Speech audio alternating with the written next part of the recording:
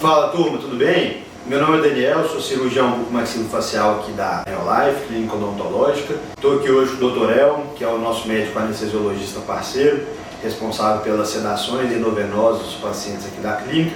E hoje a gente vai trocar uma ideia sobre os benefícios e como é todo o trâmite de realizar o procedimento com o paciente dormindo aos cuidados do Dr. Elmo. E aí, Elmo, conta pra gente um pouquinho aí como que é da parte médica, as vantagens, desvantagens, como que funciona a sedação venosa para os nossos pacientes. Bem, hoje a sedação endovenosa para odontologia já é aplicada em vários lugares, vários países, já está bem difundida, é uma prática já bem conhecida. Fora o conforto, do paciente passar por um procedimento cirúrgico, então já pode ter trauma desse procedimento, já pode ter trauma do dentista, a cirurgia pode ser um pouquinho grande, desconfortável, tempo cirúrgico. Então a gente dá todo esse conforto para o paciente durante a cirurgia com a sedação. Sem falar na segurança, né? Às vezes é um procedimento com tratamento de canal, restaurações, mas em pacientes com fobia, pacientes com necessidades especiais, que não vão cooperar, né? A cirurgia é o carro forte, mas todos os pacientes são eletivos para o tratamento sob sedação. A sedação não vem somente para tirar a consciência do paciente. Ela diminui também a dor no pós-operatório, a inflamação. Então tudo no pós-operatório vai ser melhor. Exato. Durante a sedação a gente faz remédio para dor, remédio para enjoo, anti-inflamatórios, corticoides, todas essas medicações venosas que são super potencializadas os efeitos no pós-operatório. Então são medicações que têm um efeito imediato por ser administrado dentro da veia e com esse efeito potencializado comparado com a medicação via oral, por exemplo, comprimidos e cápsulas. Então o paciente não tem necessidade de iniciar em casa o medicamento oral, ele já chega despreocupado. Falando em paciente em casa, conta pra gente um pouquinho dos cuidados que esse paciente tem que ter de maneira geral, as peculiaridades do paciente para ser sedado. Antes da sedação, eu vou entrar em contato com o paciente para a gente saber todos os tipos de doenças que ele tem, contraindicações, alergias, histórico cirúrgico, tudo, para a gente programar uma sedação segura. E no pós-operatório, ele vai ter que ser acompanhado até em casa, que ele vai perder a consciência, vai ficar impossibilitado de dirigir, então ele precisa de um acompanhante para ir embora, sempre. E ele vai ficar incapacitado durante esse dia, mas esse dia vai ser um dia de pós-operatório para ele ficar em casa descansando, relaxando. No dia seguinte, após a sedação, ele já está apto do ponto de vista anestésico para realizar qualquer tipo de atividade. Então ela não é um limitante grande. Existe esse mito de que, recebi sedação, vou ficar grogue, vou ter ressaca de sedação no dia seguinte. Não tem, isso não existe mais. Conta pra gente o porquê também do jejum, quanto tempo de jejum e o porquê, né? Às vezes o paciente faz jejum, mas não sabe por que tem que fazer jejum. O jejum às vezes é um porém. Alguns pacientes não toleram bem jejum, acham que é muito longo, que não tem sentido dele. O jejum é super importante. O jejum serve para deixar o estômago vazio. Como a gente vai tirar a consciência do paciente, o estômago tem que estar vazio para não ter alimento que possa ir para o pulmão. Isso é trágico. O jejum é muito importante e a gente não abre mão dele. Mas o jejum hoje tem os tempos mais curtos do que era antigamente. Pode beber água até 3 horas antes da cirurgia, então ele é bem tolerável, muito tolerável mesmo. Já está bem diferente do que as pessoas conheciam há 5, 10 anos atrás. Então é um jejum curto, não tem necessidade de jejum de 12, 14, 16 horas. É um jejum aí de 8, às vezes 6 horas, podendo o paciente ainda tomar um copo de água 2 ou 3 horas antes do procedimento, para não ficar passando uma sede excessiva.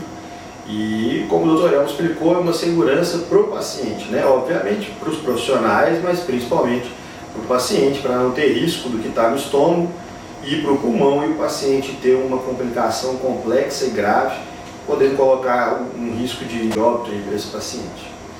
Então, além aí dos benefícios sistêmicos pós-operatório, para a gente que está com a mão na massa ali operando o paciente, é importante você eleger a sedação para pacientes com indicação de procedimentos com complexidade alta. Aquela complexidade que só uma anestesia local não vai ser necessário para dar o conforto para o paciente, né? A sedação está no meio do caminho entre uma anestesia local e uma necessidade de intubação, anestesia geral. A sedação hoje, então, a gente realiza aqui com frequência, praticamente toda semana no consultório, e na odontologia já está muito bem difundida por profissionais que têm o know-how, né, como o Dr. Elmo. Não são todos os médicos anestesiologistas que têm esse conhecimento, como manejar um consultório odontológico, um paciente odontológico. Então não é simplesmente escolher um anestesista, não é qualquer equipe que está pronta para receber esses pacientes. E voltando aí para os benefícios do cirurgião, o paciente está sedado, então ele tem os níveis de consciência rebaixados e consequentemente também os níveis de tolerância à dor são rebaixados. Então o paciente recebe menos anestésico local, é um paciente que em casos que só anestesia local, em alguma hora ou outra ele iria sentir dor.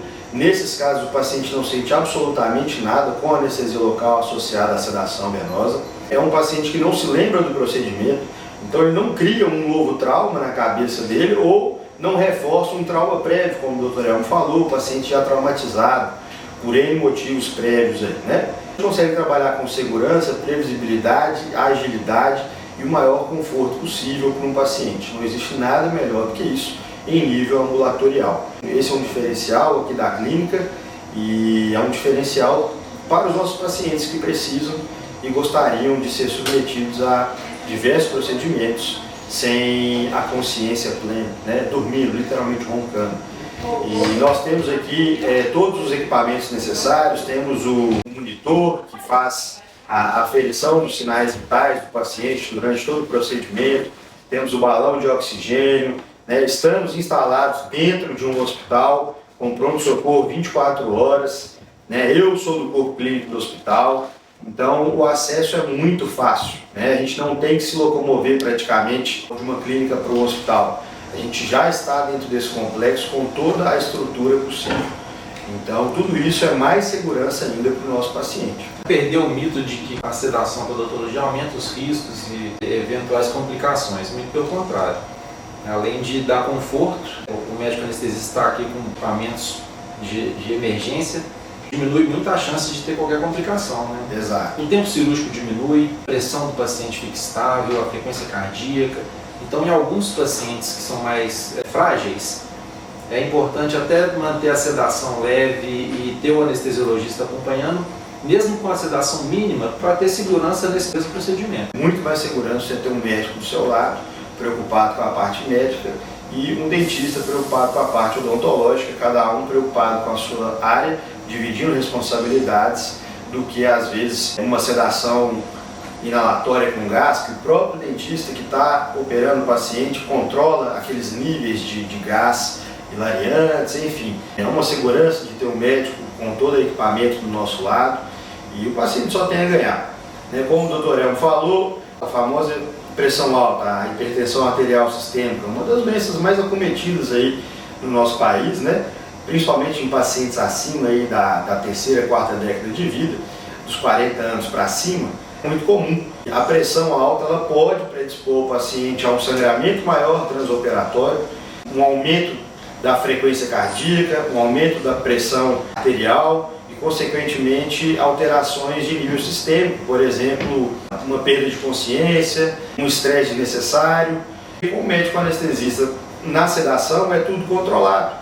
Então você não vai ter um pico de sangramento, o paciente vai estar o tempo inteiro com a pressão controlada pelas drogas administradas. Então é um paciente que a doença de base dele vai interferir negativamente tanto no procedimento quanto possíveis eventos graves por conta dos picos hipertensivos. O paciente está muito mais estável, muito mais seguro e com o pós-operatório com certeza muito melhor. Além do que, quando necessário, a gente pede todos os exames pré-operatórios necessários para cada paciente, né? Não são todos os pacientes que precisam colher diversos exames de sangue, eletrocardiograma, raio-x, né? Diferentemente de uma anestesia geral, que esses exames são mais solicitados com mais frequência, na sedação a gente indica apenas para os pacientes que realmente podem apresentar algum tipo de alteração e esses exames seriam primordiais aí no nosso manejo pré-operatório. Então é isso, gente. Quem tiver o interesse de fazer qualquer tipo de procedimento odontológico sob sedação, dormindo, sem criar uma memória traumática, procura aí a gente na Neolife, que estamos aí à disposição de todos vocês, de BH e região.